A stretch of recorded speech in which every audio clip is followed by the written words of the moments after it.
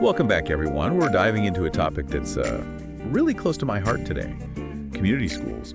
But we're going to be looking at them through a very specific lens. Yeah, we're going to be kind of layering on this idea of a liberation approach to education. See how these two things connect. Okay, so we've got community schools, which are all about, wraparound services, bringing the community into the school. Right, exactly. But then we're adding this whole other layer of liberation. I'm intrigued.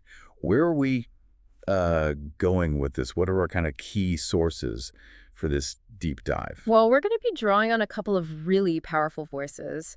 One is Dr. Thema Bryant, who is a psychologist, and she speaks a lot about collective liberation, healing from oppression, really fascinating stuff. Oh, interesting. And then, of course, we have to bring in Paulo Freire. Of course. His book, Pedagogy of the Oppressed, it's a classic. It really exposed how traditional schooling can actually, perpetuate inequalities. Not always intentionally, but it happens. Yeah, it's almost like it can box people in sometimes. Mm-hmm. So we've got community schools, this idea of liberation. It's a big question we're trying to answer today. The big question is, how can community schools actually use this liberation approach?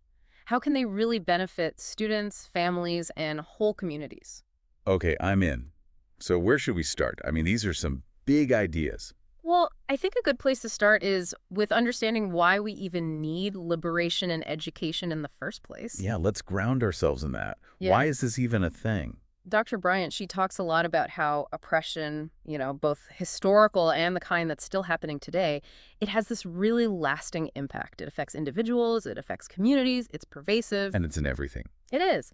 And when you apply that to education, you start to see how traditional schooling, with its emphasis on memorization, standardized tests, Right. all that stuff can actually kind of stifle critical thinking. It can even silence students' voices. Yeah, it's like they're being told what to think instead of how to think. Exactly. And Freire, he had a name for that. He called it banking education. It's as if students are these empty containers. Like piggy banks. Yeah. Waiting to be filled with deposits of knowledge from the teacher. And that approach totally ignores everything that students already bring to the table. It reminds me of that story in Freire's book. Remember the one where the peasant, he's having this dialogue about education, and he suddenly goes, "Now I see that without man, there is no world." Oh, that's such a good one. It just struck me because it's like he suddenly realized that everyone's perspective matters, that we all bring something to the table. Exactly. And that's the heart of what Freire was getting at. True education, for him, it should be about problem posing. Getting students engaged with real-world issues, things that are relevant to their lives. Okay, so this is where I see community schools coming in, because they're already about that connection to the community, to real-world issues. It's like they're perfectly set up to embrace this liberation approach. They are. And there's actually a framework we can look at here. It's called the Community Schools Forward Model, and it comes from the Learning Policy Institute. They've identified these 6 key practices of a really successful community school. Okay, so we have a roadmap of sorts. Oh, 6 cool. practices we can look at. Right. And what's really cool is that when we look at these practices through that liberation lens, drawing on Dr. Bryant and Freire, we start to see how each one can be designed to really empower. To empower students. Students, families, whole communities. It's really something. Okay, I love it. I love where this is going. Let's break down these practices. Give me number 1. All right. The first one is expanded learning opportunities. Expanded learning opportunities. Okay. What does that even mean? Think about it this way. Instead of just having the typical after-school programs, community schools can really tap into the richness of their communities. Okay, yeah. Programs rooted in students' cultural backgrounds, taught by community members, maybe artists, elders, people who really embody that culture. So it's about celebrating where they come from. Exactly. It's about nurturing that sense of belonging, connecting kids to their roots. It aligns perfectly with what Dr. Bryant was saying about culture and spirituality being so essential for liberation. I love that. Okay, so that's expanded learning opportunities. What's next? Rigorous, community-connected classroom instruction. Okay, that's a mouthful. Break that down for me. It's about making learning real, Instead of relying only on textbooks, teachers can partner with people in the community, historians, storytellers, anybody who can bring that learning to life. Okay, I'm seeing a pattern here. We're bringing the community into the classroom, making it relevant to students' lives. Right. It's that problem-posing approach we were talking about, but it's woven right into the classroom experience. It makes it so much more engaging. You can see that. Okay, so what's practice number 3? A culture of belonging, safety, and care. Ooh, That sounds important. So it's not just about what's being taught, it's about how students feel while they're learning. Exactly. We need to create spaces where it's safe to be vulnerable, to express yourself, because traditional schools, they can sometimes feel like you have to fit in a box. Yeah, I can see that. You have to suppress parts of yourself. And that goes against everything Dr. Bryant talks about. She emphasizes feeling all your feelings, especially when dealing with oppression and trauma. It's about acknowledging those emotions, honoring them, and then you can start to heal. This feels really key, especially when we're talking about a liberation approach. It's like creating that foundation of safety. It is, and that's where things like restorative justice can come in, shifting from punishment to actually building relationships, repairing harm. So you create this supportive environment where students feel seen, heard, valued. I love that. Okay, so we've got 3 down. What's next? The fourth practice is integrated systems of support. Integrated systems of support. Okay, I think I'm starting to get the hang of this model. So we're talking about things like, mental health services. Yes, healthcare access, social emotional support, all those things that can impact a student's ability to actually learn and thrive. It's about looking at the whole child, Yeah. meeting them where they are. Exactly. Community schools can become these hubs where all these services are available, Yeah. working with local organizations to bring those supports right onto the school campus. That makes so much sense. It removes so many barriers. It's like that image Dr. Bryant uses, walk together, children, don't you get weary. Oh, I love that. It's that idea of collective care, of supporting each other. And community schools can really embody that spirit, you know, providing not just for students, but for families and whole communities. Absolutely. It's a beautiful thing. Okay, we've covered 4 of the 6 practices: expanded learning opportunities, Yeah. rigorous community-connected instruction, a culture of belonging, safety and care, and integrated systems of support. All seen through this liberation lens, of course. What are the last 2? Hit me with them. The final 2 are powerful student and family engagement and collaborative leadership and shared power and voice. Ooh, those sound really interesting, especially when we're talking about liberation, Yeah. shifting power dynamics, giving people a voice. Right, and that's exactly what these last 2 practices are all about. They really emphasize shifting that power and creating more equitable, more democratic systems within schools.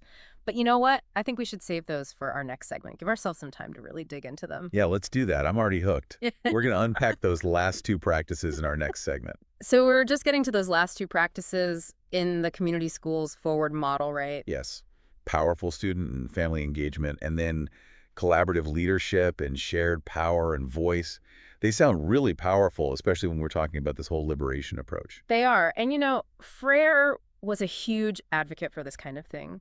He really believed that if you want to have real dialogue, meaningful change, you have to be humble. Humble. Yeah, you have to be willing to listen to and learn from the people who have been pushed to the margins, whose voices haven't been heard. So in this context, it's about families really having a say in how schools are run, not just like showing up for a bake sale. Exactly. Imagine a community school where parents and caregivers are involved in every step, like developing the curriculum, making decisions about school policies. They're not just on the sidelines, they're partners. That makes me think of another story from Frere about that woman. She was labeled as semi-literate, Oh, yeah, I remember that one. but she understood Frere's ideas, these really complex ideas, better than some academics did. It's like we often underestimate the wisdom that people have just from living their lives. It's so true. We need to value those lived experiences just as much as we value, formal education. When we bring parents and caregivers in as real partners, we're tapping into this incredible well of knowledge. It can change everything. I love that. It's like instead of saying, we're here to help you, it's more like, we're here to learn with you. Exactly. And it goes beyond just making decisions together. Imagine parents and caregivers sharing their skills with students, leading workshops, teaching cultural traditions, mentoring. Everyone has something to offer. Oh, that's beautiful. It's like this beautiful cycle of everyone learning from each other. And it breaks down those power dynamics, right? It creates a much more equal playing field. You got it. Which brings us to that final practice, collaborative leadership and shared power and voice. Okay, break that one down for me. This is about really shifting how schools are run, It's about making sure everyone has a voice. So think about things like student leadership councils, where young people actually help shape school policies. Or imagine a school where the leadership team isn't just administrators. Yeah. Who else is on the team? Teachers, parents, Yeah. Community members, Yeah. all working together, making decisions as a team. Wow, that's so different from how most schools operate.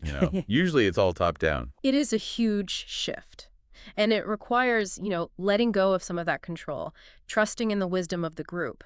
Freire, he was all about this kind of participatory democracy. He saw it as essential for creating a more just world. Which is ultimately what liberation is all about, right? Uh-huh. Creating a world where everyone can thrive. Yes, exactly.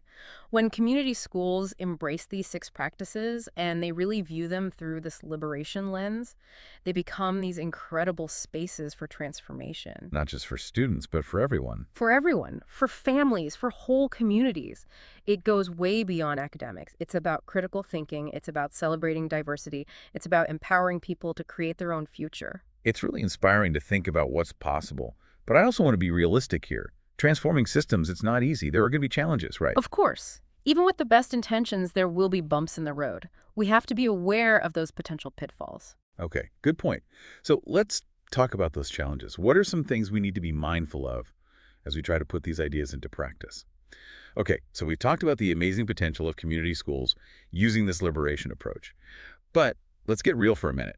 What are some of those potential pitfalls? What could trip us up? Well, one that Freire talked about a lot is this idea of cultural invasion. Cultural invasion. Yeah, even if you have good intentions, you come in from outside a community and you think you know what's best, Right. you can end up imposing your own values, your own ideas, instead of actually working with the community, learning from them. Yeah, it's like, who are we to say what they need? Mhm. It's like we're just recreating those same power dynamics we're trying to break down. Exactly. So it takes a lot of self-reflection, Gotcha. checking your own biases.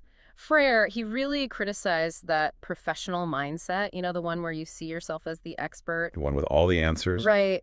And that can create a barrier between educators and the communities they're supposed to be serving. So it's more about coming in with humility, like, we're here to learn from you. Exactly. Yeah. Building those genuine relationships, listening deeply, and being willing to change your approach based on what you hear. So it sounds like that collaborative leadership model we talked about is really important here. Absolutely. Yeah. When you share that decision-making power, with students, with families, with community members, you're way less likely to make those kinds of mistakes because those diverse perspectives are right there at your table guiding you. And it's not just about avoiding those pitfalls, Yeah. right? It's about making the whole process more effective, more sustainable in the long run. Totally. And another big thing to consider is resources. This work takes investment. I mean, not just money, but time, capacity building, and a whole lot of political will. Yeah, you're not just going to snap your fingers and make this happen. Nope.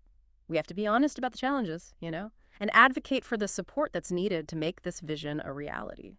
So what are some tangible things community schools can do? How do they actually implement this liberation approach? Well, one really powerful tool is something called asset-based community development. Okay, I've heard of that, but remind me. It's all about focusing on the strengths, the resources that already exist in a community.